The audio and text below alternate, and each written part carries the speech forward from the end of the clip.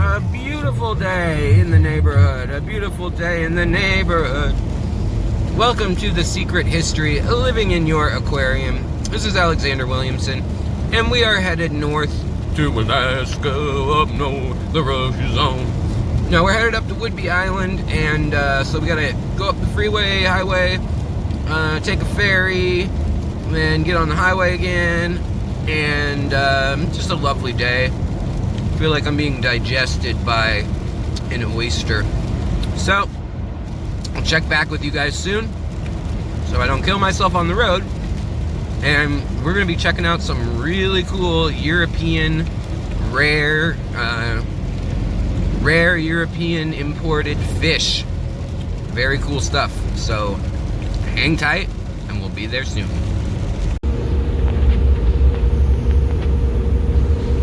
We are on our way to Whidbey Island on this rainy day. It's kind of beautiful even on a stormy, rainy day here in Seattle. But we are headed from Mukilteo Ferry Port over to the Whidbey Island Clinton landing and dock site. And we already saw some seals and, I don't know, some sort of maybe porpoise, or could have been a whale. Definitely not killer whales. They're pretty easy to spot out here, but it's really cool that coming to visit Jason and Redfish Bluefish sort of requires, I mean, he's on an island, so it does require either taking a long way around in a bridge or taking this path and being able to see some wildlife or just beautiful scenes of nature. You can see out there there's something under the water that's light colored, and you'll see birds and things kind of pestering most big mammals, marine mammals, but you can see this harbor gets more protected and smoother, and it's a quick little ferry ride, but I always love getting on the ferry. It's kind of like being transported to another region. It's like a little vacation even when you're not on vacation. So I highly recommend making the little journey over here, especially if you haven't been to the Northwest and you come to Seattle. Come check out Jason's place out at Whidbey Island, Greenbank Farms, and the name of his place is Redfish Bluefish, of course, and it specializes in European and rare fish, predominantly small ones, imports. So pretty exciting. We're gonna be getting off the ferry here pretty quick and taking a little jaunt up the highway, and then we'll be there. Alright guys, we are here at Redfish Bluefish top secret headquarters on a beautiful island in the Pacific Northwest. This antique, or I don't know, historic farm setting, and you come in here, the blacked out curtains, and you come into a magical sight of Jason.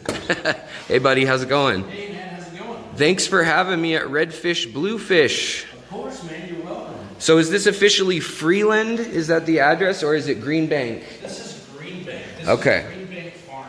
So Greenbank Farm is the address then on, or the town, I guess, or area. Greenbank, Washington. Greenbank, Washington. And here we have one of, no, I'm not going to say one of, I'm going to say this is hands down the finest collection of European rare / hard to find or high grade imports in our state, 100%. The only place I can think of would be the wet spot that maybe imports something similar, and that's not our state, and that's a totally different thing. So what Jason's doing here is really cool, and he and I have been friends for a number of years now through the hobby, and he actually met me when I was working at Zen. And so I want to just go through and show you guys some of what he has been working on, because honestly, I will not have the opportunity to see fish like this of these species and strains anywhere else in the hobby other than online. So this is the eye candy portion of the tour, ladies and gentlemen. So we can go back later and talk about all the details. I might get a few things wrong. I'm sure Jason can help me along the way. But here we have the blonde, or some people might think that they're almost a platinum, but they have a lot more iridescence and opalescence to them of the Neon Tetras here, of the blue Neon Tetras. They're really beautiful, and it's hard to capture on film just what's going on in these tanks. So I took a lot of still shots, and I will upload some of those to our community page, and then also some of our members section will have the more intense schooling and a few of my favorites that aren't going to be pictured so widely will be on the community tab, and you can figure that out by joining for $1.99. But everyone's going to get to see the same stuff in the video. It's just video fidelity. Color is nowhere near the photos that we took today. So if you want to check them out, do that. And then of course visit him at redfishbluefish.shop in the coming days as he gets it built out. He is a busy man here.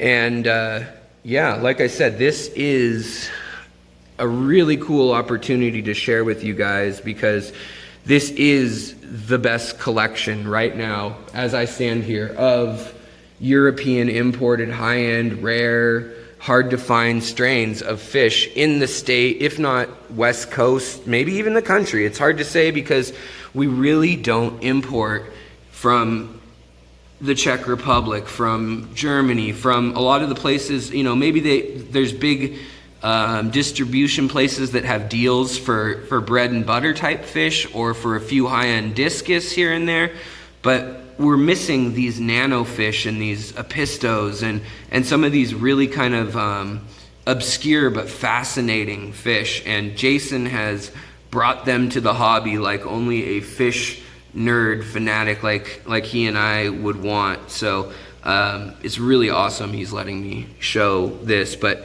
you guys know by just seeing these incredible creatures how hard these are to find. Good luck ever finding these in the US. I recall one time they were as much as $100 a fish when I did see them on a website a number of years back. And they have been one of those fish that I look at in aquarium glazer and think one day they'll make it to the US. Just same with our shrimps. And here he is with a giant tank full of these beauties. So, I mean, he put the risk in, the work in, the research to figure out what he needed to do to get these fish here.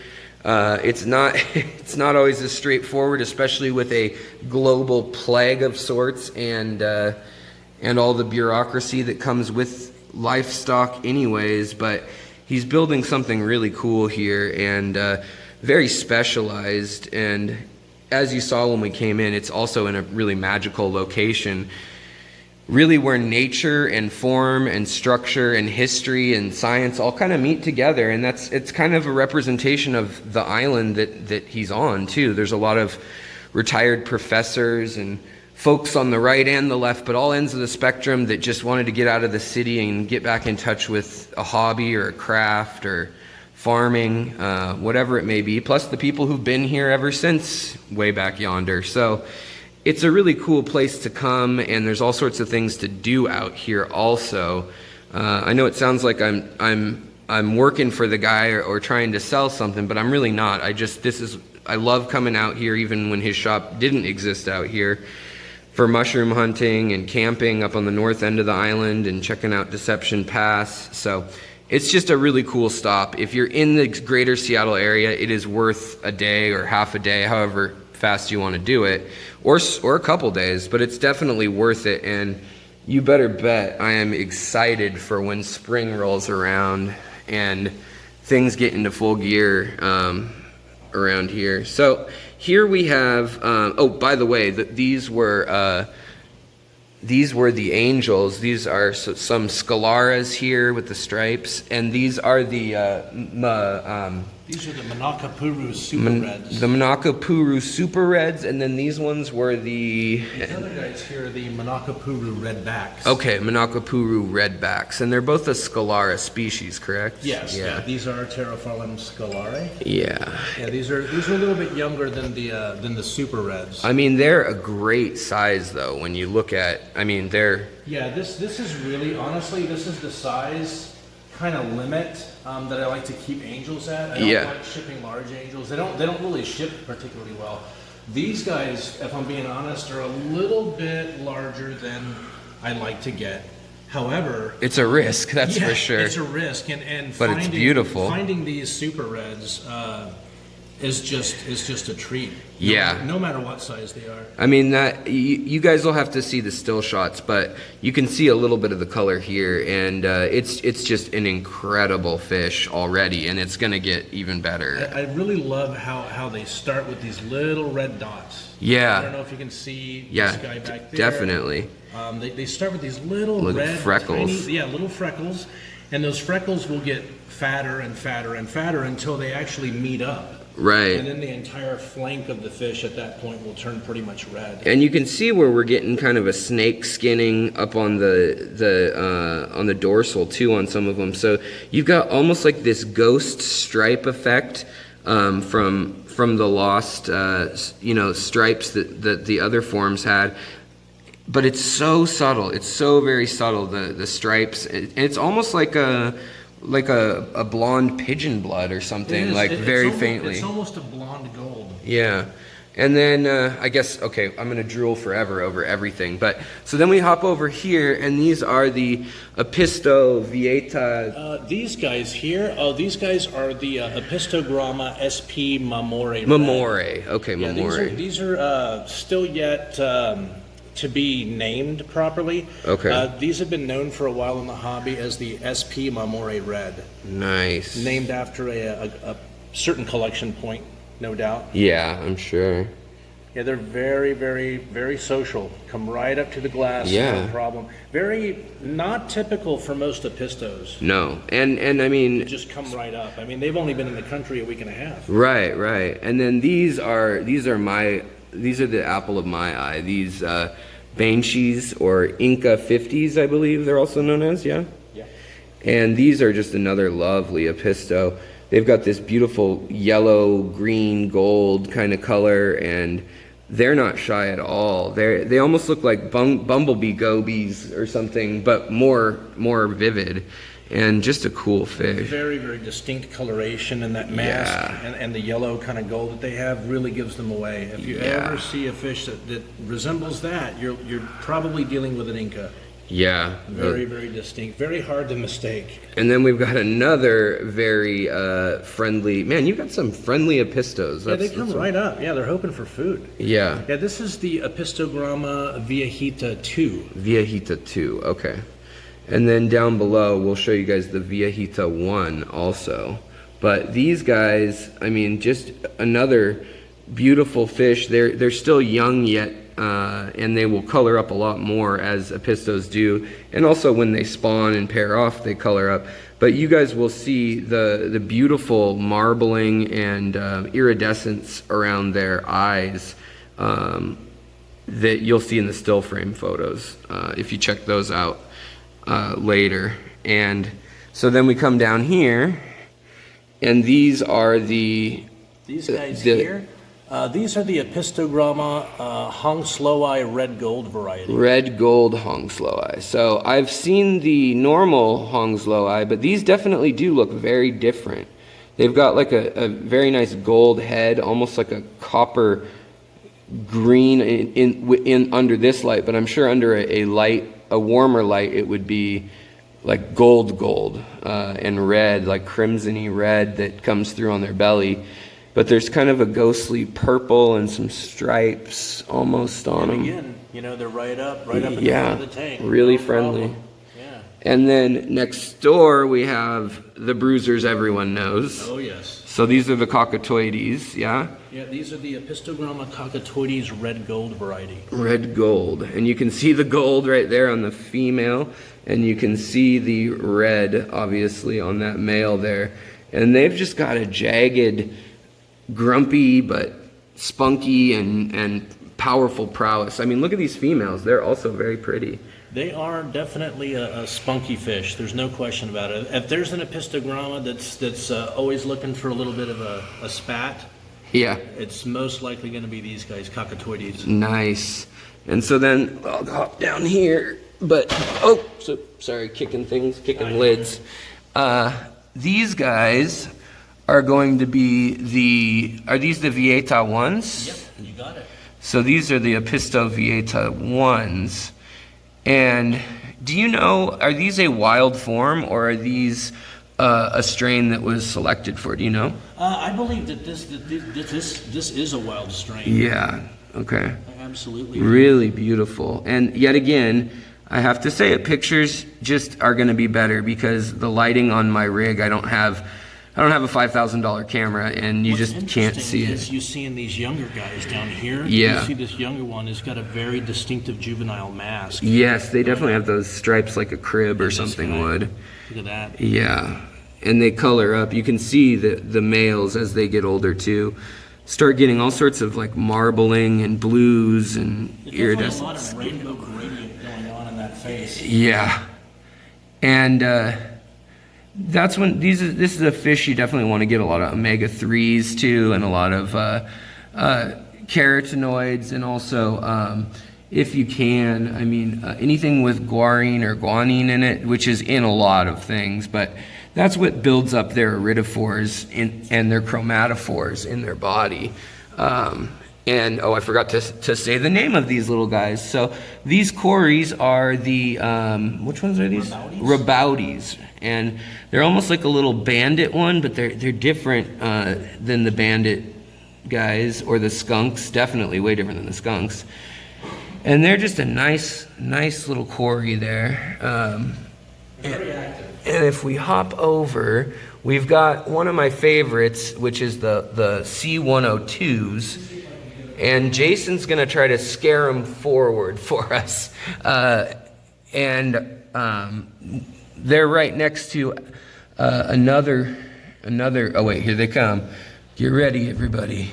All right, so here they come. So these guys look like a beautiful golden and yellow or metallic version of a Trilineatus with that kind of maze pattern on their face, but it's a little more speckled than maze. But then they've got the kind of Trilineatus or Julii build to the patterning on their sides, but they have different, they have a dot, and then they have a different pattern on their dorsal with that black. But they're just a beautiful Cory. And again, not doing it justice. You guys can probably see the golden kind of copper, green, bronze. I don't know what color to call it. It's a metallic color that you just do not see in the other Julii or Trilineatus that are common in the hobby. I mean, when you look at them at a first glance, they almost look like a Synodontis or something, the way the colors contrast. And next door, we have the little teeny tiny, these are the, what are these called? The Nanas? Nanas, okay. I always I can't remember names today, but. Yeah, these little guys are called the Nano Cory, the Corydoras nanas. And they've got a 3-line pattern too. It's like cute as a bug, man. These little guys. Guys. And they seem a little calmer than these spaz cases here. They like to swim around a whole lot in the middle of the water column early in the morning. Nice. So then if we come up a layer, we're gonna end up seeing. Oh wait, we'll start here because those guys are very small. We got some fry projects that Jason will have to show you guys on his time. But then we've got here just some really nice. Really nice. These are just Cardinals, right? Those are the neons. Oh, green or blue neon. Sorry. I should have known that. They don't have a red line all the way across the bottom. Are tank bred. I got in the extra large. You can see they're huge. Yeah, they are really big. Really large. They're like Cardinal size. Yeah, they're tank bred. I brought them in just to kind of to see are they really as bulletproof as I think they are going to be. Sure enough. Yeah. These guys are tough. Yeah, they're great. And then over here, we've got the beautiful from North America over to Europe and back, the rainbow shiners. And these guys, yet again, I mean, these guys turn, you wouldn't believe it, but they turn a blood crimson, ruby red and blues and just crazy spawning colors when they spawn. But they're a beautiful fish all year with this kind of metallic, it alternates between like a salmon or pink color and like a topaz kind of off olive color that reflects alternatively, which is just really cool. Here we have the Cardinals. Sorry, that's why I mixed them up, right? So.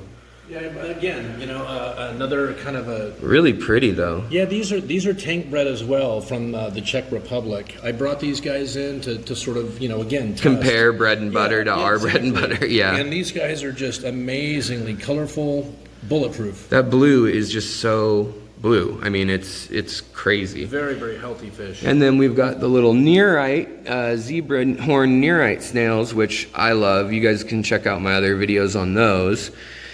I like those ones because they don't lay eggs like the other ones all over everything you own. BBA too.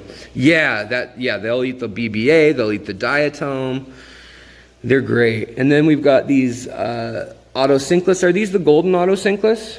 Yeah. So then we've got the golden autos. Of course, Jason's feeding them wholesome food, being a good fish daddy. That's actually organic zucchini grown on Whidbey Island. Wow. They're only the best. Wow. So apparently Jason robbed a farmer's market. And then the Apisto in here with them. I'm not going to even try to remember which one this is. These guys, okay, so this is a fish that was for the longest time known as Apistogramma sp Mamore. Mamore also. Now, they've been named by a couple of really smart German guys. This is Apistogramma erythrura. Erythrura. Try to say that 3 times real fast. It sounds like an organ or a Greek god, one or the other. It does. It sounds rude. It does, yes. I've got an infection in the erythema. Yeah. I think cranberry juice will help with that. It's an erythroidal infection again. And then here is another one that it's a color that I almost hesitate to even show you guys on film, these guys, because in the still photos, the color of these red laser tetras is just bonkers. You guys will not find these in the US. I've never been able to find them anyways. Nothing of this caliber anywhere in the US. And they're just beautiful. So I just won't even waste your time. I'll let you guys know. Go to if you're my members section, even the entry-level members, I'll have the pictures posted. And of course, check out Redfish, Bluefish, Jason's channel, and he'll have everything posted up there as well. And videos that he has had ongoing of this whole process. But right here we have the Kubota or Kubatai, however you want to say it, Rasboras, in with sometimes called the dark blue or Emperor, but their actual name is the help me out, Jason. Those are these are the Cary Super Blue. Cary Super Blues. And I've seen the Cary Sky Blues at Wet Spot, and they look very different. They look like a reed tetra or an ember tetra. These are so deep dark, like this guy on the bottom here. I mean, this big boy. Yeah, you can see that blue. They're quite actually purple. And you've got them in a tank that, I mean, let's just, it's not blasting them with light. No. You don't want to freak them out. And so really, if you had these under, a Kessel or a Twin Star or, any sort of strong LED that with a cool light on it, they would, I mean, bing, they would blow. These are just cheap Chinese lights, these guys here, Gotta love it. Yeah.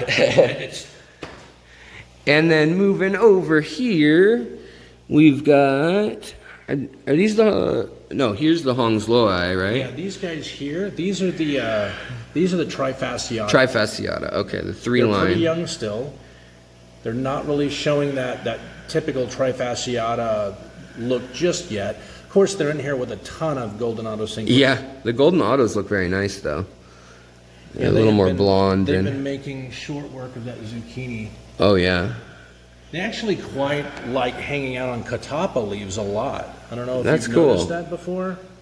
I have not. These I've had, these Hongsloi, I actually have a video, I believe, on this species of Apisto. They're a really pretty one. These are still young yet, but they color up like, I mean, it looks like a Jackson Pollock painting on their face afterwards. I mean, this is a tribe of 20. This is just 20 of them. And again, you see right up here at the front. Yeah. Like, what's up? Look at all these Trifasciata. Yeah, they're all so friendly. Really, really friendly. So, I mean, that's really cool to see in these fish. I mean, fish that notoriously, well, I spooked them just there, but notoriously, Apistos aren't like the let's come play with kids and loud noises fish, you know. So then here we have another bread and butter, but just another really nice looking. I mean, look at the tails on these guys and the color. You can really tell that the Europeans have dialed in which foods color up and mimic the wild variety of whatever they were eating. And we've got the panda garas in here. I like to call them rainbow garas. They were once called that a long time ago, but panda gara is what they're called now. And they're related to, you know, the doctor fish or the rufagaras, and they're the ones that clean feet in Asia when you see videos of boutiques and things online. And then here we have the blue Hawaiian Moscow guppies, which I believe Bentley Pascoe, if you are familiar with his channel, guys, he supplied these. And they're originally a line from Luke Roebuck, I believe, who I want to say they were established by, or at least he was the last one to have them in the 90s for a while. And Bentley tracked down a woman who had a tank just of them, and he's been working for a couple years trying to get their health and their diversity and, you know, all their genetics back to tippy-top shape. But really, they were the nothing mixed in, just an older gal had them and wanted someone to take all of them just to preserve those genetics, because they had been a popular fish at one point and they kind of fell off after a while. But they definitely came out with, you know, the green and Moscows and the blue Moscows and all those, and then also the blue grass guppies. Later you saw layering with lace guppies and things like that. And then here we've got these diamond tetras? Yeah, those are the blue diamond. Blue diamond head tetras, and these guys are another really pretty one. If you thought that, you know, neon green or neon blue tetras were cool, these ones have iridophores in their head that look like an LED. I mean, from across the room you see it. They're like the lamp eye Achilles and things like that. It's just the highest level you'll see in fish, actually. And over here, I guess I should stop yapping so much. I just saw how far we are into the video, guys. We're getting there. But here we have the most green/blue tiger barbs I have ever seen in my life. Ever. Every fish is really high quality. And it just kind of goes to show you, again, European breeding. I don't know if I'm allowed to reveal what country these are even from, but they are definitely some of the top in the world. Am I allowed to say, Jason? Oh, sure. Okay. Absolutely. So these are Czech, and again, I have a video, if you guys are wondering, Czechoslovakia, well, one, that doesn't exist anymore, but the Czech Republic, what does that have to do with fish? You might be saying as an American. Well, there's a long history there, and it has to do with community organized fish clubs, and during the communist era, it had to do with building actually like groups doing aquaculture and aquaponics. And then all across the communist Iron Curtain world, they would show off their fish strains, and basically that kept them very separate from the Western European and you know, Far East Asian as well as American strains of fish, Apistos, and even just common fish that we have a lot of now. And it really, now that the veils kind of come back, it's taken some time, and also just some of the strains, they wouldn't sell females or they wouldn't sell males or whatever the case may be. And now we have these really cool strains with the cooperatives that have formed in the Czech Republic. And here we have, and I'm going to get the name wrong again, but they're red iron topaz guppies. And again, you'll have to see pictures because they have a beautiful topaz kind of halo of amber and olive color to them with some blue highlights. And then their beautiful red kind of lacy pixel, I don't know what to call it even. It's kind of a lace, but it's even finer than that pattern. And then these are the platinum rainbow tiger guppies, is that? Yeah, platinum galaxy tigers. Platinum galaxy tigers, sorry. Yeah, I've been working on these guys for about 2.5 years. Yeah, I remember when you first had a few, and man, some of these are just incredible. Yeah, oh man, yeah. So these guys, if you like color, the females have the color too. If you like color, these are where it's at. See, the females have easy to spot, and some of them even have more than just the yellows and blues and blacks. But just a beautiful pattern. They're kind of, if you guys know mine, like the Lucas Brett's Tiger Endler. They're kind of like a psychedelic version of that. If you took it to the max and mixed it more guppy, you'd get these. And then down here we have some long fin meteor, or white cloud I should say, minnows. But another just really really cool fish. A great one for tubs outside, but they live a long time. These ones live, a few years, so you can have them more than a season outside.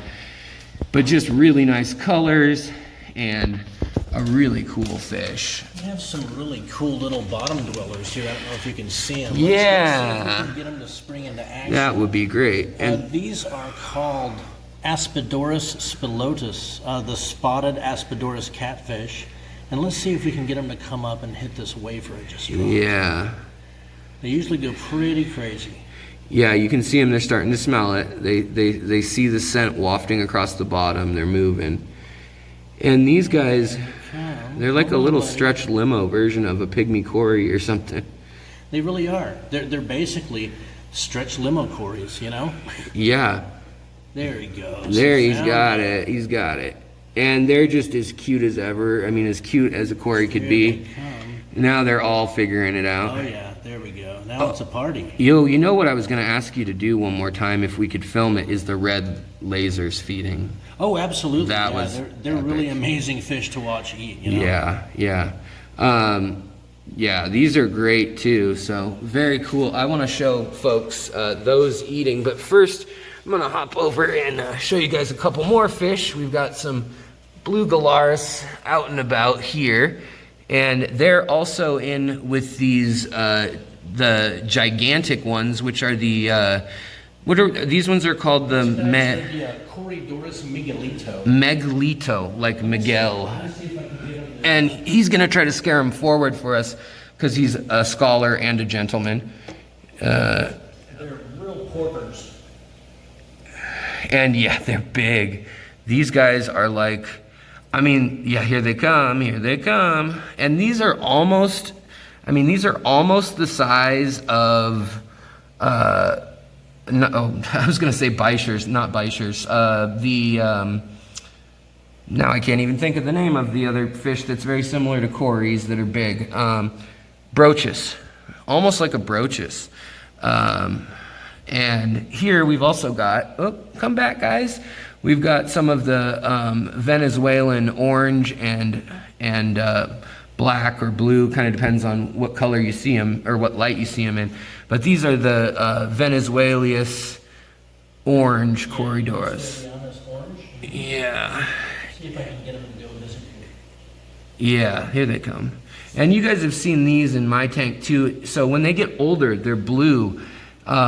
Either comes out super strong or not at all, and the breeder knows that, so they select for that, and undoubtedly the Europeans know that these are the strong ones, but they're a little hard to pick out when they're this young. And mine, I happen to have some really strong blue ones too, so if you look at those pictures, then you'll know which ones Jason's got here. I've got the same kind. They're beautifully gunmetal, kind of grayish sky blue, metallic with orange, with a beautiful orange. And then these Corys, I have no idea. I forgot the name again. These guys here are the Agassizia. Agassizia, right. Yeah, they're... Which also has an Apisto named after it. Yeah, really quite pretty Corys. They're very social. Yeah, very social.